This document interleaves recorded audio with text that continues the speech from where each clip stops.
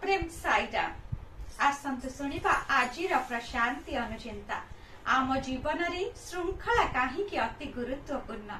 भगवान आज अति दृढ़ भाव रे आमको यह अति सुंदर रूपे बारंबार मने पकाई देइछन्ते। प्रेम स्वरूप गण प्रत्येकक पाई श्रृंखला हेउछि मौलिक जीवनर सिद्धांत। एहा आमर मेरुदंड परि।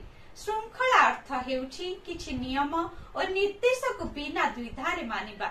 सेहि नियम गुड़िक मनिषर जीवन को नियंत्रित करबा सहित ताकु उत्तम मार्ग रे नै थाए, नचेत मनिषर अवनति घटिब। श्रृंखला बिना उत्तम जीवन संभव नुहे। नियम गुड़िक बिना मानविकता बंची रही पारिब नाही। श्रृंखला नथिले समग्र मानव समाज निश्चिन्न होइजिब। श्रृंखला कोनोसी पुस्तक मिलिब नाही कि कोनोसी शिक्षक पढ़ेई भी पारिबे नाही।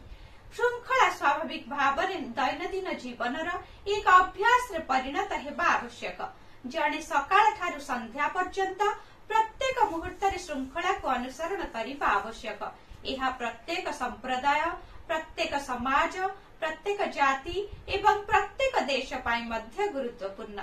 एपरिकी राजनीति रे मध्य श्रृंखलार आवश्यकता रहिछि। श्रृंखला बिना कोनोसी समाज, देश, जाति किंबा राजनीतिक व्यवस्था रही पारिब नाही। श्रृंखला ज्ञान ही मनिष मनिष भितरे, मनिष और समाज भितरे एवं गोटिए समाज सहित आउ गोटिए समाज भितरे थिबा एकता आनिथाय। तेणु श्रृंखला ही मानव जीवनर विशिष्टता। उक्त दिव्य संभाषणटी भगवान जून 19 तारीख 1996 मसीहारे सूचाई देइथिले। कहिबार तात्पर्य कठोर श्रृंखला भितरे भक्ति को परीक्षा करिबाकु हेब एवं ताहाकु कर्तव्यर मार्ग सहित निर्देशित करिबाकु ही पड़िब। जय साईराम।